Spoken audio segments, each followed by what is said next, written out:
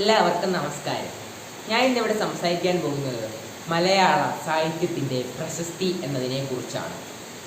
നമ്മൾ ഒരു നിമിഷം കണ്ണടയ്ക്കുക. നമ്മൾ ചിന്തിക്കുക, കുമാരനാശാനില്ലാത്ത ഒരു കേരളം, ബഷീറില്ലാത്ത ഒരു കേരളം, MD വാസുദേവൻ നായർ ഇല്ലാത്തൊരു കേരളം, ONV കുറിപ്പില്ലാത്തൊരു കേരളം. ഇതൊന്നും നമുക്ക് ചിന്തിക്കാൻ പോലും കഴിയാത്ത ഒന്ന് തന്നെയാണ്. കാരണം ഇവരാരുമില്ല എങ്കിൽ നമുക്ക് അമ്മൂമ്മ കഥകളില്ല, നോവലുകളില്ല, കവിതകളില്ല. ഇവയൊന്നുമില്ലാതെ നമ്മളൊരു സമൂഹത്തിൽ ജീവിക്കുമ്പോൾ ഒരു സമൂഹത്തിലാണോ നമ്മൾ ജീവിക്കുന്നത്, അതോ ഒരു യന്ത്ര ലോകത്താണോ ജീവിക്കുന്നത് എന്നാണ് ഇതിൽ പ്രധാന ചോദ്യം എന്നത്. നമ്മൾ കേരളത്തിൻ്റെ കഥാകാരെക്കുറിച്ച് പറയുകയാണെങ്കിൽ ഏറ്റവും പ്രശസ്തമായ ഒരാൾ തന്നെയാണ് കുമാരനാശാൻ എന്നത്. അദ്ദേഹത്തിൻ്റെ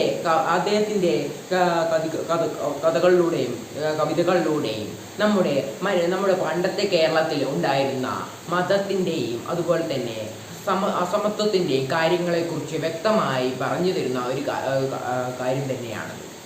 നമുക്കറിയാമല്ലോ, നമ്മുടെ കേരളത്തെ വിശേഷിപ്പിച്ചിരുന്നത് ഭ്രാന്താലയം എന്നായിരുന്നു. അതിൽ നിന്ന് നമ്മുടെ കേരളത്തെ മോചിപ്പിക്കാൻ അതിശക്തമായ രീതിയിൽ പ്രവർത്തിക്കുകയും തൻ്റെ കഥകളിലൂടെയും നോവലുകളിലൂടെയും പ്രവർത്തിച്ച് നമ്മുടെ കേരളത്തെ അതിൽ നിന്ന് പുറത്താക്കാനായിരുന്നു അദ്ദേഹം ശ്രമിച്ചുകൊണ്ടിരുന്നത്. അദ്ദേഹത്തിൻ്റെ പ്രശസ്തമായ രണ്ട് വരികളുണ്ട്. അതെന്താണെന്ന് വെച്ചാൽ,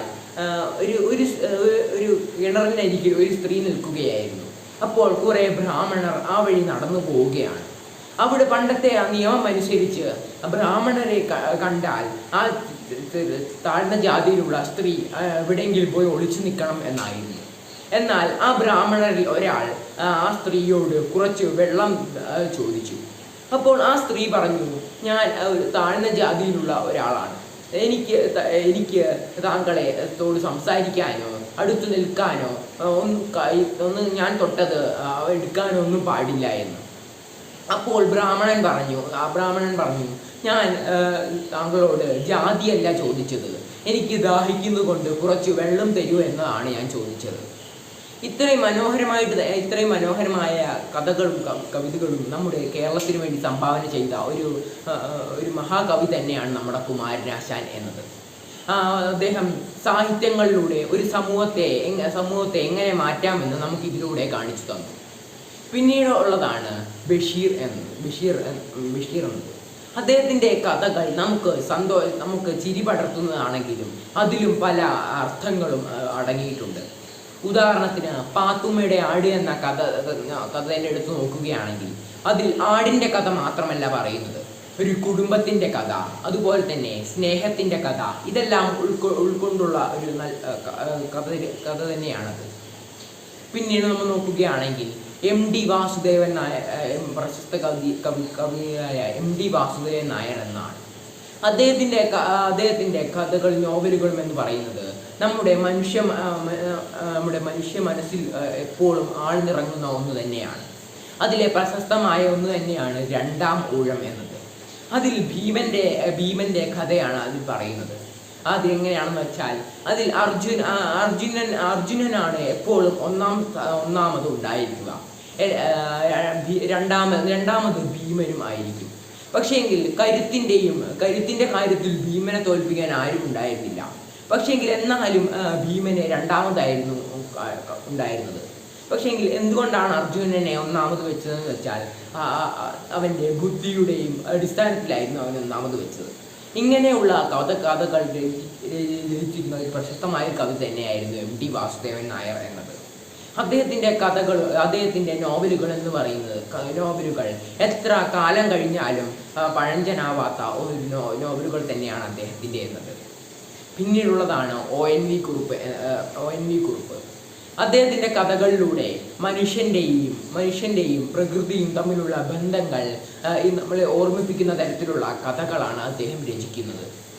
ഇത്രയും പ്രശസ്തമായ കഥാകാരാണ് നമ്മുടെ കേരളത്തിൽ ഉള്ളത്. ഇനിയും പല കഥാകൃത്തുക്കളും നമ്മുടെ കേരളത്തിലുണ്ടെങ്കിലും ഇവരില്ലാത്ത നമ്മുടെ കേരളത്തിലെ സാഹിത്യം എന്നത് വളരെയധികം നമ്മുടെ കേരളത്തിന് വളരെയധികം ഒരു തിരിച്ചടി തന്നെയായിരിക്കും. പക്ഷേ എങ്കിൽ ഇപ്പോഴത്തെ കാലത്ത് നമുക്ക് നോക്കുകയാണെങ്കിൽ ഇപ്പോഴത്തെ കാലം ഒരു യുഗമാണ്. ഈ കാലത്ത് ഒരു എഴുത്തുകാർ വേണമെന്നില്ല. നമ്മൾ യോട് എനിക്ക് ഈ ഒരു രീതിയിൽ ഒരു കഥയുണ്ടാക്കി തരൂ, ഒരു പ്രസംഗം ഉണ്ടാക്കി തരൂ, ഒരു കവിത ഉണ്ടാക്കി തരൂ എന്നിങ്ങനെ ചോദിക്കുകയാണെങ്കിൽ നല്ല വൃത്തിയോടെ കവിതയും കഥകളും പ്രസംഗങ്ങളും ഉണ്ടാക്കി തരൂ. പക്ഷേങ്കിൽ ഈ ഡിജിറ്റൽ ലോകത്തിൻ്റെ ഒരു പോരായ്മ എന്നത് അവർക്ക് വികാരങ്ങളില്ല. അതുതന്നെയാണ് ഏറ്റവും വലിയ പോരായ്മ എന്നത്. അമ്മയിൽ നിന്ന് ലഭിക്കുന്ന സ്നേഹം, അതുപോലെ തന്നെ കഥകൾ പറഞ്ഞു തരുന്നതും ഇതൊക്കെ നമുക്ക് കിട്ടണമെങ്കിൽ നമ്മൾ നല്ല രീതിയിലുള്ള സാഹിത്യങ്ങൾ വായിക്കുക തന്നെ ചെയ്യണം. ഇല്ലാതെ നമുക്ക് ഇതൊന്നും ഒരിക്കലും ലഭിക്കുകയില്ല. പിന്നെയുള്ള കാര്യമെന്ന് പറയുമ്പോൾ നമുക്കറിയാം, നമ്മൾ ഒരു പുസ്തകം വായിക്കുമ്പോൾ നമ്മൾ അതിൽ ആഴ്ന്നിറങ്ങി ആ കഥാപാത്രമായി മാറുകയാണ്. അങ്ങനെ നമ്മൾ 100 പുസ്തകങ്ങൾ വായിക്കുകയാണെങ്കിൽ നമ്മൾ 100 കഥാപാത്രങ്ങളായി അവരുടെ ജീവിതം നമ്മൾ ജീവിക്കുന്നു എന്ന രീതിയിലാവുകയാണ്. ഇതിനൊരു പ്രശസ്ത ചൊല്ലുണ്ടല്ലോ, പുസ്തകങ്ങൾ വായിക്കുന്നവൻ ആയിരക്കണക്കിന് ജീവിതം ജീവിച്ചവരായിരിക്കും. പക്ഷേങ്കിൽ പുസ്തകങ്ങൾ വായിക്കാത്തവർ അവരുടെ ഒറ്റ ജീവിതത്തിൽ മാത്രമായിരിക്കും ജീവിക്കുക എന്നത്. അത് വളരെയധികം പ്രശസ്തമായൊരു വാക്കുകൾ തന്നെയാണ്. നമ്മളിപ്പോൾ ഒരു യാത്ര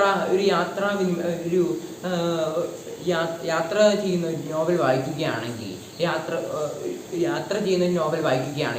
നമ്മൾ ആ ഒരു കഥാപാത്രമായി മാറുകയാണ്. അപ്പോൾ നമ്മൾ ആ സ്ഥലങ്ങളൊക്കെ പോയി കാണുന്ന രീതിയിലായിരിക്കും നമുക്ക് അത് തോന്നുക. എത്രയൊക്കെ ഡിജിറ്റൽ ലോകം വളർന്നാലും സാഹിത്യം എന്ന് പറയുമ്പോൾ ആ സാഹിത്യത്തിൻ്റെ ആ പണ്ടുണ്ടായിരുന്ന അതേ വില തന്നെയായിരിക്കും ഇനിയുള്ള കാലങ്ങളിലും ഉണ്ടായിരിക്കുക. അതിനൊരു മാറ്റവും ഉണ്ടായിരിക്കില്ല. എഴുത്തുകാർ വേണ്ടാന്നേ ഉള്ളൂ. പക്ഷേ നമ്മൾ വായിക്കുക തന്നെ ചെയ്യണം.